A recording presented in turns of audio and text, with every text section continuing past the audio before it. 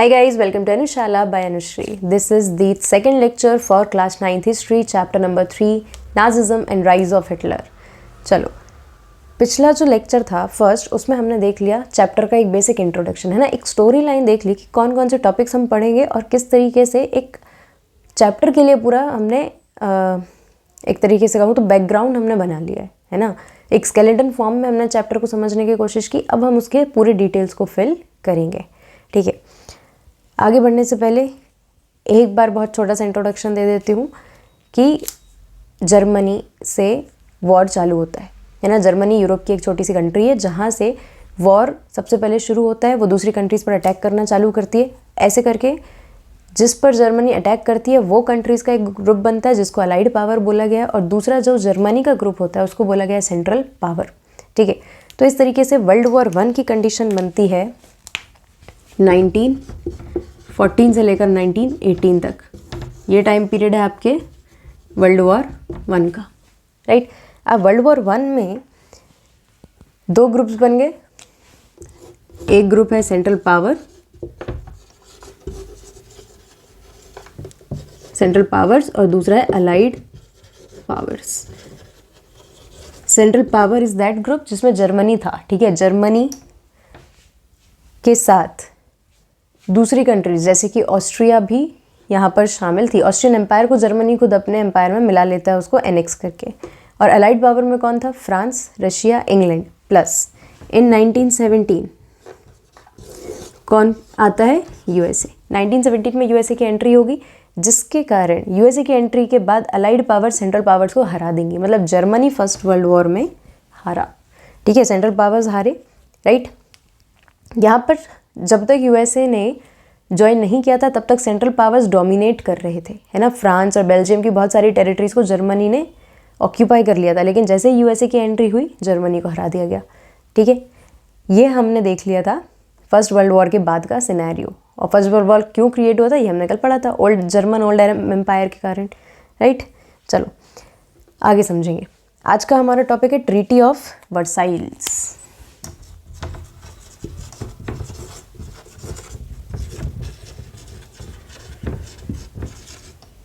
Treaty of Versailles and effects of war, ये दो topic को आज हम कंक्लूड करेंगे। सी, फर्स्ट वर्ल्ड वॉर ख़त्म होने के बाद यहाँ पर ओल्ड एम्पायर जो होता है, मतलब जर्मनी हारा, है ना। अब जर्मनी हारा तो यहाँ का जो किंग होता है उसको यहाँ से तो हटा दिया जाता है, ठीक है। अब किंग को यहाँ से हटाया तो एक पावर वैक्यूम बना, ठीक है। पावर वैक्यूम मतलब कि पावर जो मतलब पावर को कंट्रोल करने वाला जो व्यक्ति था, जो किंग था, वो चला गया। तो उसकी जगह खाली हुआ एक वैक्यूम वहाँ पर क्रिएट हो रहा है। ये वैक्यूम को पूरा करता है इमीडिएटली जर्मन पार्लियामेंट, ठीक है। इसको पूरा कौन करेगा इमीडिएटली? आपका जर्मन पार्लियामेंट, जिसको वीमर रिपब्लिक बोला गया है, या फिर इसका एक और नाम दिया गया है रीशटैग। सारे मैंने एक साथ लिख दिए क्योंकि एनसीईआरटी में हर जगह पर अलग अलग वर्ड को यूज़ किया गया है, जिसके कारण कन्फ्यूजन क्रिएट हो सकती है, ठीक है। तो मैंने आपको कल बताया था कि जर्मनी में किंग तो था लेकिन साथ में एक पार्लियामेंट भी थी, ठीक है। अब पार्लियामेंट थी लेकिन क्योंकि मोनार्कियल टाइप से पूरा काम चल रहा था तो किंग के पास ज़्यादा पावर थी। जैसे ही किंग को जर्मनी में वर्ल्ड वॉर 1 के बाद हटाया जाता है तो यहाँ पर पावर वैक्यूम को फिल करने के लिए आ जाती है जर्मन पार्लियामेंट, जिसका नाम रीशटैग भी था, या फिर इसको वीमर रिपब्लिक भी बोलते थे। वीमर क्यों? Because Weimar is the name of a place in Germany, ठीक है। वीमर रिपब्लिक जो थी ये आ जाती है आपकी उस पावर वैक्यूम को फिल करने के लिए। लेकिन पावर वैक्यूम को जब ये फिल करने के लिए आएगी तो इसको ज़्यादा सपोर्ट नहीं मिलेगा, ठीक है। बर्थ तो हुआ वीमर रिपब्लिक का, है ना। वीमर रिपब्लिक को एक बार पावर लेने का मौका तो मिलता है, ठीक है।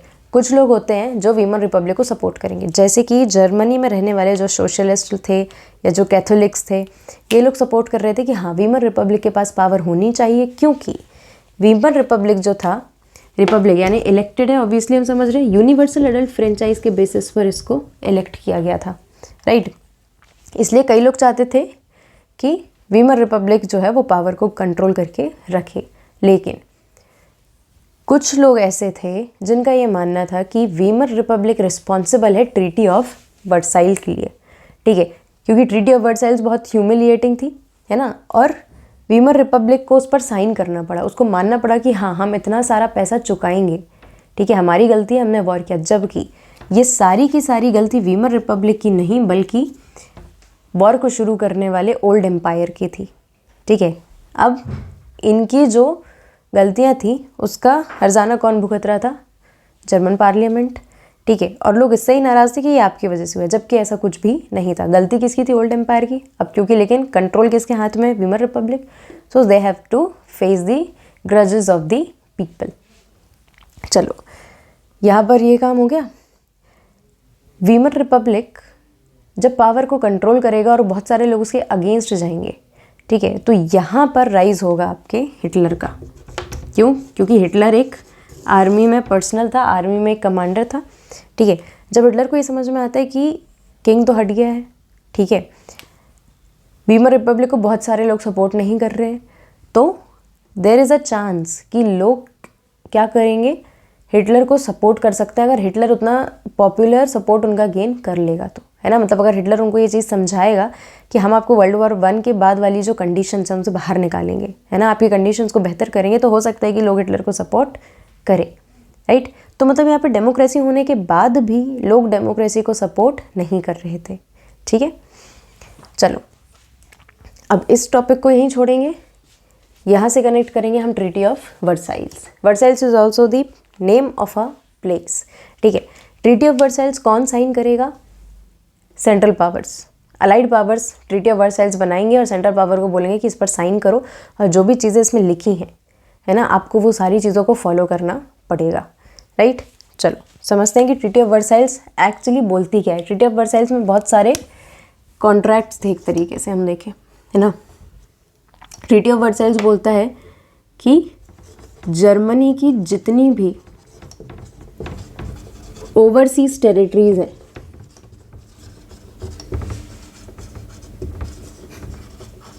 उनको छीन लिया गया था।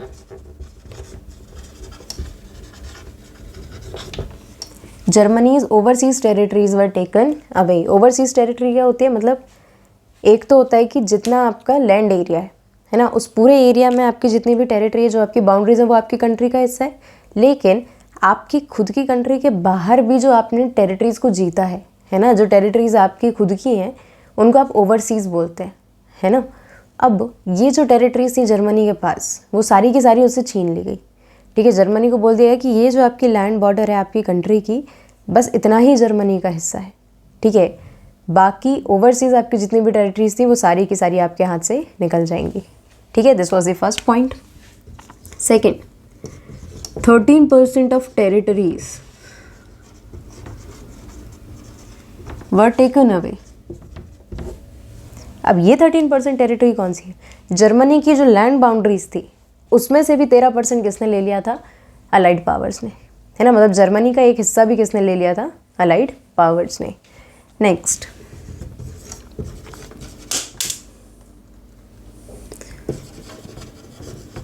War compensation,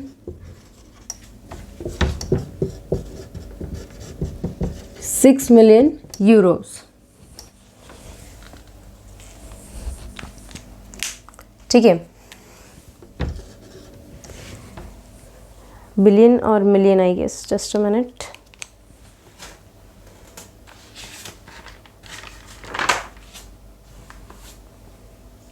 sorry, it is million, billion. बहुत सारे फैक्ट्स है, थोड़ा सा ध्यान रखने में मुश्किल हो जाती है।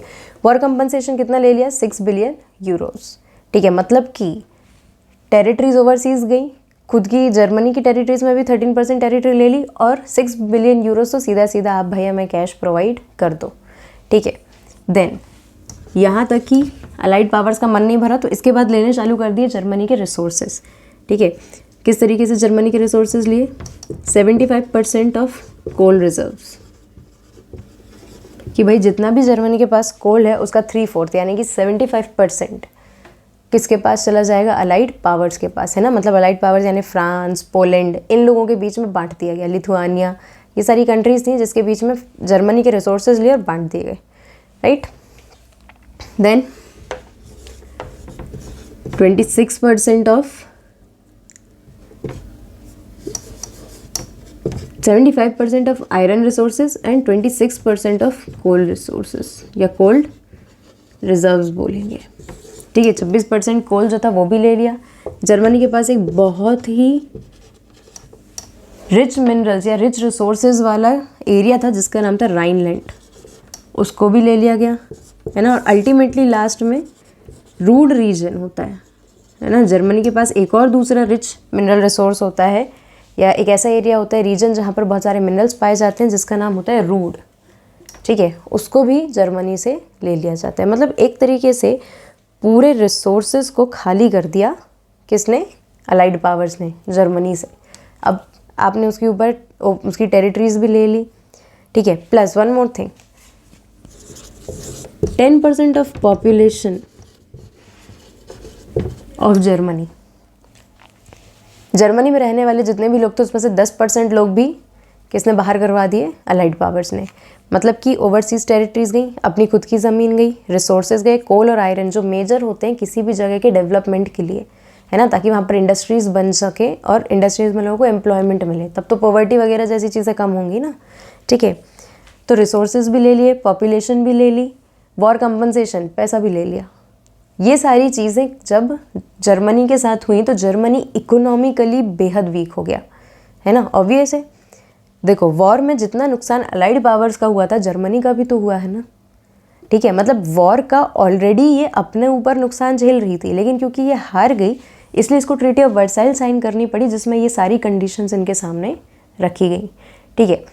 अब ये सब कुछ होने के बाद जब यहाँ के जर्मनी के लोगों को पता चलता है, जर्मनी के सिटीजन्स को ये चीज़ समझ में आती है कि हमारी इकोनॉमिक कंडीशन तो बहुत बुरी तरह ख़राब हो गई है, ठीक है। तो इनको लगता है जर्मनी के लोगों को कि अब हम अपना सर्वाइवल किस तरीके से करेंगे, है ना। और तभी रूलिंग पावर में कौन आ रही है? आपकी वीमर रिपब्लिक, ठीक है। अब वीमर रिपब्लिक इतनी सारी चीज़ों को हैंडल कब करेगी? जब लोग उसको सपोर्ट करेंगे ना। But people were not supportive to the Weimar Republic, ठीक है। अब वीमर रिपब्लिक के सपोर्ट में कोई नहीं खड़ा है, मतलब लोग खड़े हैं। मैंने आपको बताया कि वीमर रिपब्लिक के सपोर्ट में जो कैथोलिक्स थे या फिर जो सोशलिस्ट लोग थे, ये लोग किसके सपोर्ट में थे? वीमर रिपब्लिक में, कि हाँ भाई वीमर रिपब्लिक के पास कंट्रोल होना चाहिए, वही हमको ये सारी प्रॉब्लम से निकाल सकती है। लेकिन जो लोग वीमर रिपब्लिक को सपोर्ट नहीं कर रहे थे, जिनको लगता था कि ट्रीटी ऑफ वर्साइल्स किसकी जिम्मेदारी है? वीमर रिपब्लिक की, उन लोगों ने इन लोगों को नाम दे दिया था नवंबर क्रिमिनल्स, ठीक है। वो इनको क्या बोलते थे? नवंबर क्रिमिनल्स, ठीक है। अब इनको नवंबर क्रिमिनल्स तो बोल रहे थे, साथ में वीमर रिपब्लिक के सपोर्टर्स पर क्या किया जा रहा था? अटैक किया जा रहा था। वायलेंट अटैक्स होने लगे थे वीमर रिपब्लिक के सपोर्टर्स के ऊपर, ठीक है। अब वीमर रिपब्लिक को जब ये समझ में आता है कि भाई ये तो बहुत ज़्यादा हो रहा है, तो वीमर रिपब्लिक क्या करती है? वर्ल्ड वॉर 1 में जिन लोगों ने वॉर लड़ा था, है ना, जो वॉर वेटरन्स होते हैं, उनकी मदद से क्या करती है? अपने ओपोनेंट्स को हराती है ना। अपने ओपोनेंट्स को हराएगी, ठीक है। मतलब जो लोग वॉर में ऑलरेडी लड़ रहे थे उन लोगों को बुलाएगी और उनसे बोलेगी कि भाई अपनी ही कंट्री में ये लोग जो हैं, जो हमारा अपोज कर रहे हैं और इन लोगों को नवंबर क्रिमिनल्स बोल के इनके ऊपर अटैक कर रहे हैं, आप उनको कंट्रोल करें, ठीक है। और उनकी जो आर्मी बनती है उसको बोला जाता है फ्री कॉर्प्स। ये बहुत ज़्यादा इंपॉर्टेंट नहीं है, नहीं भी ध्यान रहेगा, इट्स ओके। ध्यान रखना ज़रूरी है ये November criminal. And most important है आपकी treaty of Versailles, right. So this was the condition in Germany, ठीक है। इतना समझ में आ गया होगा I guess. Treaty of Versailles भी समझी। चलो, ट्रीटी ऑफ वर्साइल्स में एक और इम्पॉर्टेंट चीज़ होती है जो बेहद ही इम्पॉर्टेंट है, पूरी ही इम्पॉर्टेंट है ट्रीटी ऑफ वर्साइल्स।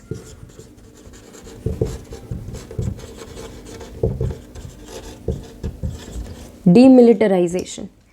देखो इस वर्ड को समझो, डीमिलिटराइजेशन को अगर आप तोड़ेंगे तो डी प्लस मिलिटराइजेशन, और मिलिटराइजेशन आपको सिमिलर साउंड करेगा मिलिट्री के जैसा, ठीक है। मिलिटराइजेशन का मतलब होता है कि एक ग्रुप ऑफ पीपल को मिलिट्री में कन्वर्ट करना, ठीक है, या उसको मिलिट्री जितने रिसोर्सेज प्रोवाइड करना, है ना। अगर मान लो कि हिटलर को कुछ लोगों को बोलना है कि भाई आपको वॉर में लड़ना है, उसको अपनी आर्मी बनानी है, तो वो क्या करेगा, रिसोर्सेज प्रोवाइड करेगा लोगों को लड़ने के लिए, उनको वेपन्स दिलाएगा, उनको टूल्स दिलाएगा, उनको उतना फूड और उतनी फैसिलिटीज़ प्रोवाइड करेगा कि वो इफेक्टिवली वॉर लड़ सकें। तो उसने मिलिटराइज किया, ठीक है।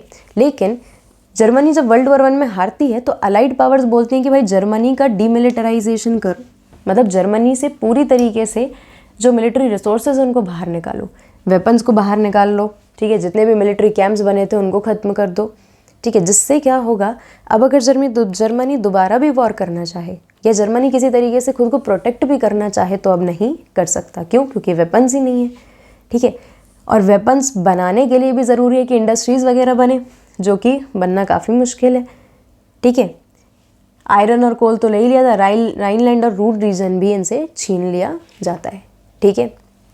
जिसका कारण क्या होता है कि जर्मनी इतना ज़्यादा इकोनॉमिक क्राइसिस फेस करती है कि जब आपके इकोनॉमिक क्राइसिस के कारण, कंटिन्यूस इकोनॉमिक क्राइसिस के कारण ग्रेट डिप्रेशन आएगा।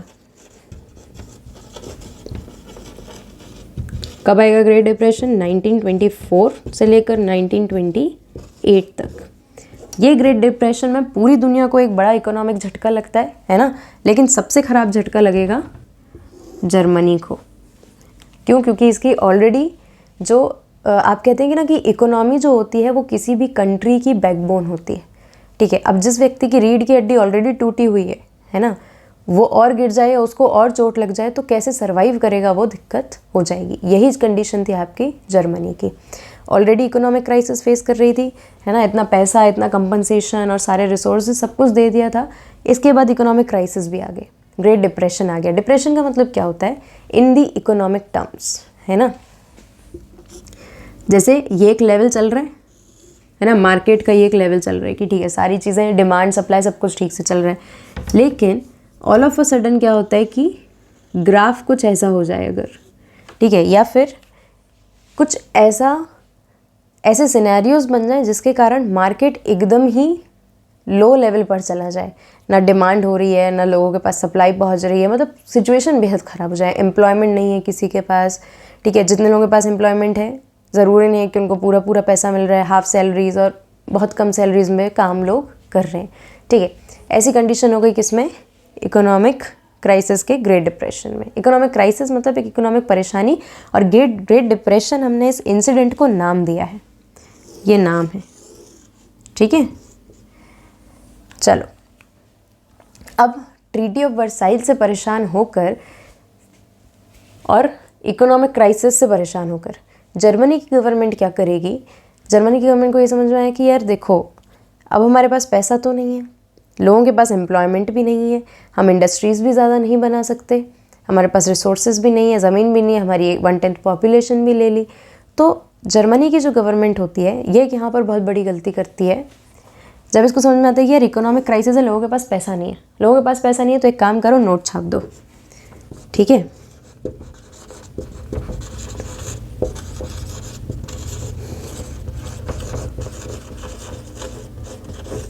जर्मनी की गवर्नमेंट क्या करती है, जब उसको समझ में आता है इकोनॉमिक क्राइसिस हो रहे हैं, लोगों के पास पैसा नहीं है, मार्केट में ही पैसा नहीं है, ठीक है। अब पैसा मार्केट में एक व्यक्ति के पास नहीं होगा तो सर्कुलेट कैसे होगा, ठीक है। बहुत सारे लोगों के पास पैसा होना ज़रूरी है ताकि पैसा सर्कुलेट होता रहे, राइट। तो यहाँ पर क्या होगा, जर्मनी की गवर्नमेंट बोलेगी कि चलो नोट छाप दो, ठीक है। अब जर्मनी की गवर्नमेंट जब नोट छापेगी रेकलेसली, मतलब केयरलेसली, जिसके कारण क्या होगा, इनकी जो करेंसी है उसकी वैल्यू गिर जाएगी, ठीक है। अब ये वाला कंसेप्ट समझने के लिए आपको एक छोटा सा कंसेप्ट समझना और ज़रूरी है कि जब भी किसी भी कंट्री की गवर्नमेंट पैसा छापती है ना, मतलब जब भी किसी भी कंट्री की गवर्नमेंट करेंसी को प्रिंट कर रही है, नोट्स बना रही है, ठीक है, तो वो अपनी मर्ज़ी से नोट्स नहीं बना सकती। अगर मान लो किसी भी कंट्री की गवर्नमेंट 1 करोड़ रुपए के नोट छाप रही है ना, 1 करोड़ रुपए के मनी पब्लिश कर रही है, प्रिंट कर रही है, तो उसको 1 करोड़ रुपए का वर्थ कुछ सामान अपने पास रखना पड़ेगा, ठीक है। जनरली जैसे इंडिया में हम बात करें तो आरबीआई के थ्रू करेंसी प्रिंटिंग होती है, ठीक है। तो आरबीआई को जब भी गवर्नमेंट बोलेगी कि आरबीआई हमें 1 करोड़ रुपए के नोट छाप के दो, तो आरबीआई बोलेगी कि पहले आप हमारे पास 1 करोड़ रुपए का या उतनी वर्थ का आप हमारे पास गोल्ड रखें या बॉन्ड्स रखें, जनरली गोल्ड में बात होती है, ठीक है, इन इंडिया, राइट। तो जब आरबीआई 1 करोड़ रुपए के नोट छापेगा तो उसके पास ऑलरेडी उतनी वर्थ का कुछ सामान है, ठीक है, तभी तो वो जो नोट छप रहा है उसकी वैल्यू है, क्योंकि उसके बदले उसने गोल्ड रखा हुआ है वहाँ पर, राइट। लेकिन जब जर्मनी की गवर्नमेंट यहाँ पर करेंसी को प्रिंट करती है तो बदले में कुछ अपने पास रखती ही नहीं है। जब बदले में अपने पास कुछ नहीं रखेगी तो वो जो नोट है उसकी भी वैल्यू कुछ नहीं रह जाएगी, ठीक है। इसके कारण क्या होता है, करेंसी की वैल्यू बहुत ज़्यादा गिरती चली जाती है। करेंसी की वैल्यू गिरती जाती है तो इतना ज़्यादा हाइपर इन्फ्लेशन होता है। इन्फ्लेशन का मतलब होता है महंगाई। कहाँ लिख दें, अब इधर लिखते हैं। इन्फ्लेशन का मतलब होता है महंगाई, और जब आप इसके आगे हाइपर जोड़ देते हैं मतलब ज़रूरत से बेहद ज़्यादा महंगाई, ठीक है। इतनी ज़्यादा महंगाई हो जाती है और करेंसी की वैल्यू इतनी कम हो जाती है कि जब जर्मन के लोग जो हैं, जर्मन्स जो हैं, जब वो ब्रेड खरीदने जाते हैं तो वो बड़े बड़े बैग भर के उसमें नोट्स भर के लेकर जाते हैं, ठीक है। मतलब एक बड़े बैग में आपने जितने भी नोट्स रखे उसके बदले सिर्फ एक ब्रेड का पैकेट आ रहा है। तो इसलिए हमें क्या समझ में आ रहा है कि करेंसी की वैल्यू बेहद ज़्यादा गिर जाती है, ठीक है। अब करेंसी की वैल्यू गिर गई है ना, आप समझो कि प्रॉब्लम्स कितनी ज़्यादा सारी आ रही है। ट्रीटी ऑफ वर्साइल्स में ऑलरेडी नुकसान है, इकोनॉमिक क्राइसिस चल रहा है, ग्रेट डिप्रेशन का शिकार हो गए, है ना। ग्रेट डिप्रेशन के लिए रुको, अभी इतना समझो कि इकोनॉमिक क्राइसिस चल रहे हैं, करेंसी प्रिंट कर ली तो अपनी करेंसी की वैल्यू गिर गई, करेंसी की वैल्यू गिर गई तो हाइपर इन्फ्लेशन आ गया, राइट। अब ये सारे सिनेरियोज में जर्मनी को रियलाइज़ होता है कि भाई हमको लोगों से लोन जो हमने लिया था वो वापस करना है। कौन सा लोन? जर्मनी के पास इतना पैसा नहीं था कि वर्ल्ड वॉर 1 अपने दम पे वो लड़ ले, ठीक है। तो जर्मनी जब वर्ल्ड वॉर 1 को फाइट करती है तो पैसे लेकर करती है। कैसे करेगी? पैसे लेकर करेगी, ठीक है। जर्मनी जिन कंट्री से लोन लेती है उसको पैसा वापस भी करना होता है, लेकिन जर्मनी के पास अब इतना पैसा बचा ही नहीं है ना कि वो लोन चुका सके, ठीक है। जब जर्मनी लोन नहीं चुका पाती है और जैसे यहाँ पर ये जो इसको कैश और बाकी सारी चीज़ें कंपनसेट करनी होती है, फ्रांस वगैरह को जब नहीं दे पाती है तो बाकी कंट्रीज़ बोलते हैं कि भाई देखो करेंसी नहीं दे सकते तो आप हमें गोल्ड दो, ठीक है। तो जर्मनी को जो थोड़ा बहुत बचा हुआ उसके पास गोल्ड रिजर्व्स होता है वो उसको लोन वगैरह पे करने में चला जाता है, ठीक है। जर्मनी साफ मना कर देती है, at one point of time Germany मना कर देती है कि भाई मेरे पास पैसा नहीं है, मैं किसी का लोन नहीं दे पा रहा और ना ही मैं किसी को कंपनसेशन दे पाऊँगा, ठीक है। ऐसी कंडीशन में क्या होगा, तब जाकर यहाँ पर ये जो राइनलैंड है, जब जर्मनी फ्रांस को बोलेगा कि भाई पैसे ही नहीं है, कैसे दूँ, कैसे कंपनसेट करूँ वॉर के लिए ट्रीटी ऑफ वर्साइल्स में, तो फ्रांस बोलता है कि ठीक है तुम्हारे पास पैसा नहीं है, रिजर्व नहीं है, फाइन, ये वाला एरिया मैं ले लेता हूँ, ठीक है। फ्रांस जर्मनी से राइनलैंड कब लेगा? जब जर्मनी उसको पैसा नहीं दे पाएगी, उसको कंपनसेट नहीं कर पाएगी, ठीक है। तब ट्रीटी ऑफ वर्साइल्स के बाद, है ना, यहाँ हमने उसको इंक्लूड किया क्योंकि मैं आपको रिसोर्सेज के बारे में बता रही थी, लेकिन राइनलैंड जर्मनी से फ्रांस कब लेगा? जब वो इसके अंदर का कंपनसेशन उसको दे नहीं पाएगा। अब जर्मनी के हाथ से राइनलैंड भी चला गया, थोड़े बहुत रिसोर्सेज थे वो भी गायब हो गए, ठीक है। अब जर्मनी की इतनी ख़राब कंडीशन देखकर यूएसए यहाँ पर आता है जर्मनी की मदद के लिए, राइट। कौन आ रहा है? यूएसए। अब आपको ये सोचना चाहिए कि यूएसए जो कि यहाँ पर अलाइड पावर्स के साथ था, जिसके आने से ही जर्मनी हारी थी, वो यहाँ पर किसकी मदद करने आ रहा है? जर्मनी की, ठीक है। क्यों? क्योंकि यूएसए को समझ में आता है कि भाई यूएसए बहुत सारी जगह पर इन्वेस्ट कर रहा है, यूएसए काफ़ी पहले से डेवलप्ड कंट्री है, ठीक है। क्यों? क्योंकि उसने बहुत जल्दी इन्वेस्टमेंट्स किए हैं, उसने बहुत जल्दी अपने लिए एक इकोनॉमिक इन्वायरमेंट तैयार करके रखा है, राइट। तो यूएसए को समझ में आता है कि जर्मनी अगर पूरी तरीके से डूबता है तो इसका असर बाकी लोगों को पर, बाकी कंट्रीज़ पर भी आएगा और उसको भी इस चीज़ के लिए सफ़र करना पड़ेगा, राइट। तो यूएसए यहाँ पर क्या करेगा? यूएसए जर्मनी में जाएगा, ठीक है, और जर्मनी में बहुत सारी जगहों पर इन्वेस्ट करेगा, ठीक है, बहुत सारी जगहों पर इन्वेस्ट करेगा, जिसके कारण थोड़ी बहुत इकोनॉमिक ग्रोथ किसकी होगी? जर्मनी की, है ना। और ये ग्रेट डिप्रेशन जो है इसके थोड़े पहले तक जर्मनी में थोड़ी बहुत इंडस्ट्रीज़ बनेंगी, लोगों को एम्प्लॉयमेंट मिलेगी। यहाँ पर ये जो ट्रीटी ऑफ वर्साइल्स था और ये इकोनॉमिक क्राइसिस आया था, इसके समय पर जर्मनी में इतने ख़राब हालत थे कि लोगों के पास एम्प्लॉयमेंट नहीं थी, है ना। जिसके पास थी उसका काम भी, मतलब उसकी एम्प्लॉयमेंट भी जा रही थी, जो थोड़ी बहुत लोग काम कर रहे थे उनको वेजेस आधी या आधी से भी कम मिल रही थी, और यूथ जो था वो इतना ज़्यादा डिस्ट्रैक्टेड था क्योंकि जॉब नहीं है, अनएम्प्लॉयमेंट है, ठीक है, कोई काम नहीं है, तो आदमी उस समय क्या कर रहा था, क्राइम्स की तरफ बढ़ रहा था, ठीक है। और साथ में ऐसा भी लिखा है आपके एनसीईआरटी में कि बहुत सारे लोग जो थे वो ऐसे कहीं पर भी गली नुक्कड़ वगैरह में बैठकर ताश या दूसरी चीज़ें खेलते थे, गेम्स खेल रहे होते थे, और उनके गले में बोर्ड टंगा होता था, ठीक है, एक नेक बोर्ड होता था जिसमें लिखा होता था willing to do any work.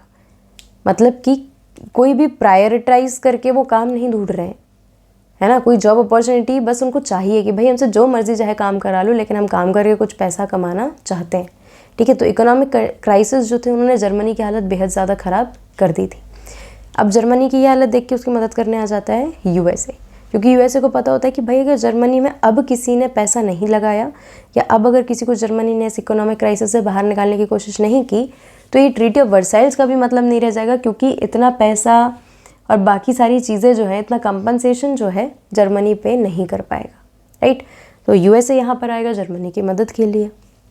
अब जर्मनी की मदद के लिए जब यूएसए आएगा तो थोड़ा बहुत पैसा लगाएगा, थोड़ा थोड़ा डेवलपमेंट जर्मनी में शुरू होगा, लेकिन 1924 में जब ये ग्रेट डिप्रेशन हिट करेगा तब यूएसए को समझ में आएगा कि भाई कितनी ख़राब हालत है जर्मनी की, और जिसके कारण हमारा खुद का भी नुकसान हो रहा है ना। जर्मनी की मदद करने से यूएसए का बहुत ज़्यादा नुकसान होता है, राइट। क्यों? ये चीज़ यूएसए को कब रियलाइज़ होती है, जब स्ट्रीट वॉल एक्सचेंज नाम का जो एक एक्सचेंज बोर्ड होता है ना। एक्सचेंज बोर्ड मतलब यहाँ पर आप समझे कि जो शेयर मार्केट को रेगुलेट करने वाली एक बॉडी होती है, स्ट्रीट वॉल एक्सचेंज, वो कोलैप्स हो जाती है, ठीक है। ये नाम याद रखें, एमसीक्यूज़ में आ सकता है, ठीक है। और इवन अगर आप इसको अपने आंसर्स में यूज़ करते हैं तो भी आपको एक एज मिलेगी, ठीक है। स्ट्रीट वॉल एक्सचेंज जो है ये क्या हो जाता है, कोलैप्स। स्ट्रीट वॉल एक्सचेंज कैसे कोलैप्स होता है, धीरे धीरे बहुत सारी जो मेन कंपनीज़ होती हैं उनके जो शेयर्स हैं उसके प्राइसेस गिरने लगते हैं, ठीक है। अब शेयर्स के प्राइसेस गिरने लगते हैं तो जितने भी लोग उसमें ऑलरेडी इन्वेस्ट कर रहे होते हैं उनको ये समझ में आता है कि यार आज अगर हमारे शेयर की प्राइस इतनी है और ये गिरती ही चली जा रही है तो अल्टीमेटली हमें लॉस ही होना है ना। शेयर की प्राइस नहीं बढ़ रही है। अब शेयर मार्केट क्या है पता है तो अच्छी बात है, नहीं पता है तो समझाएंगे, ठीक है। शेयर का मतलब होता है एक हिस्सा, ठीक है। मान लो मेरे पास एक कंपनी है, मान लो मैं अनुशाला के शेयर्स को बेच रही हूँ, ठीक है। मतलब क्या है कि अनुशाला का शेयर अगर आप खरीदते हैं तो आपके पास अनुशाला का एक हिस्सा आ रहा है ना, एक मॉनिटरी वैल्यू में एक हिस्सा आपके पास आ रहा है, राइट। अब आपको पता है कि आज अनुशाला का शेयर, मान लो एक शेयर 50 रुपये का है, ठीक है। मान लेते हैं कि अनुशाला का एक शेयर आज 50 रुपये का है, ठीक है। और आपने ये शेयर खरीद लिया, ठीक है। अब आपको लगता है कि आने वाले समय में अनुशाला के शेयर्स बढ़ेंगे, मतलब शेयर्स की वैल्यू बढ़ेगी, तो आप इसमें पैसा लगाओगे, ठीक है। लेकिन आपको ऐसा रियलाइज़ होता है कि अनुशाला के शेयर्स गिर रहे हैं, है ना। मान लो आज आपने जो 50 रुपये में आपने एक शेयर खरीदा था उसकी वैल्यू 30 रुपये बची है, ठीक है। मतलब कि अगर आप इस शेयर को बेच देते तो पहले आपको 50 रुपये मिलता, लेकिन अब आप इस शेयर को बेचोगे तो आपको 30 रुपये मिलेगा, और आपको लगता है कि आने वाले समय में इसकी वैल्यू और घट के 10 रुपये हो जाएगी। तो क्या आप अपने 30 रुपये को 10 रुपये बनाने का वेट करोगे? नहीं। मोस्ट ऑफ द पीपल क्या करेंगे, रिस्क नहीं लेकर, जैसे इनको लगेगा कि यार एक बार प्राइस कम हुई है और कम हो सकती है, तो वो यहीं पर इसको बेच देंगे और अपने 30 रुपये वापस ले लेंगे, ठीक है। इस तरीके से काम होता है। तो यहाँ पर यही काम किसने किया, 13 मिलियन शेयर्स जो होते हैं वो एक दिन में बिक जाते हैं। मतलब एक दिन में 13 मिलियन शेयर्स लोग बेच देते हैं, क्योंकि उनको ये समझ में आता है कि प्राइसेस बहुत कम हो रहे हैं, ठीक है। अब लोगों ने शेयर्स बेच दिए, ठीक है, तो कंपनीज़ के पास जो स्टेक्स थे वो हिल गए, ठीक है, जिसके कारण क्या होता है कि मार्केट पूरा का पूरा कोलैप्स हो जाता है और सारी कंट्रीज जो हैं उनको फेस करना पड़ जाता है ग्रेट डिप्रेशन, है ना।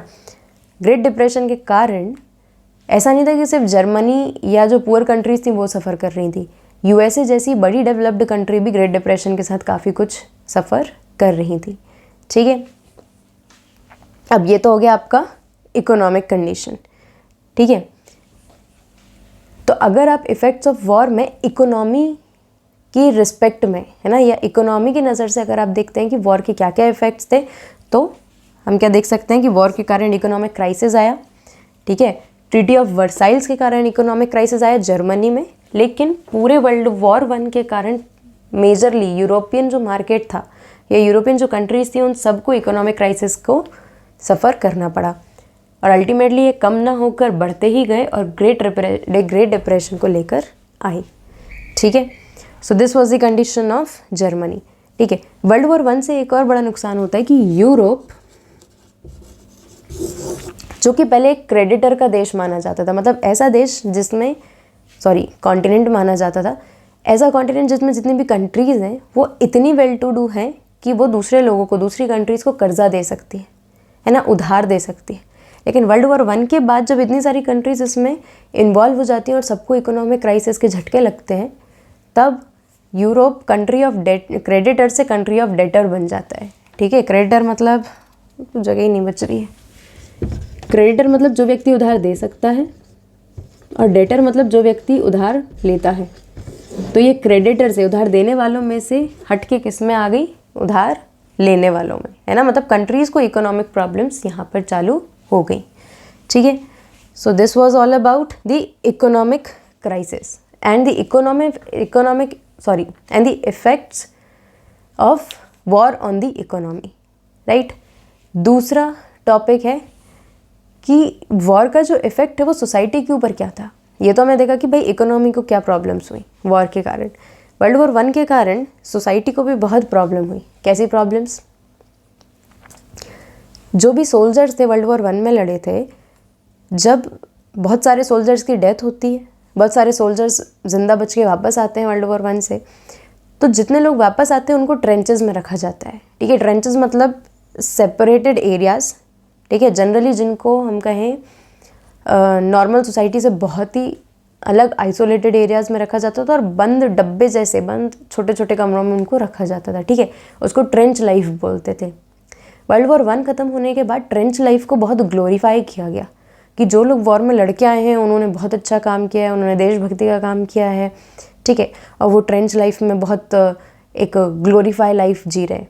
जबकि ट्रेंच लाइफ जो थी वो अपने आप में बहुत ही ज़्यादा चैलेंजिंग और इनह्यूमन कंडीशंस में थी। जैसे कि वहाँ पर ढेर सारे रेड्स होते थे जो मरे हुए इंसान पर या डेड चीज़ों पर सरवाइव कर रहे हैं। ठीक है, पॉइजनस गैसेस उनको, जो आपके ट्रेंचेस थे उसमें पॉइजनस गैसेस मिलती थी। एनिमीज़ वहाँ पर कभी भी हमला कर देते थे, तो बहुत ही एक डेंजरस लाइफ वहाँ पर सोल्जर्स जी रहे थे। ठीक है, लेकिन उसको ग्लोरीफाई कौन कर रहा था? सोसाइटी। ठीक है, सोसाइटी में कुछ लोग जो थे उनका ये कहना था कि नहीं, वो लाइफ बहुत अच्छी है, राइट। दूसरी कंडीशन क्या थी? एक तरीके से अग्रेशन को बहुत ज़्यादा प्रमोट किया जा रहा था इन दी जर्मन सोसाइटी, है ना। यहाँ पर जब हिटलर का राइज होता है वर्ल्ड वॉर 1 के बाद, तो हिटलर प्रमोट करता है अग्रेशन को। ठीक है, हिटलर का कहना होता है कि भाई जो बॉयज़ हैं या जो मेन हैं उनके अंदर अग्रेशन होना चाहिए। ठीक है, उनके घरों में, उनके स्कूल्स में उनको इस तरीके की चीज़ें सिखानी चाहिए जिससे उनके अंदर अग्रेशन पैदा हो और वो ये अग्रेशन अपनी कंट्री के लिए यूज़ करें।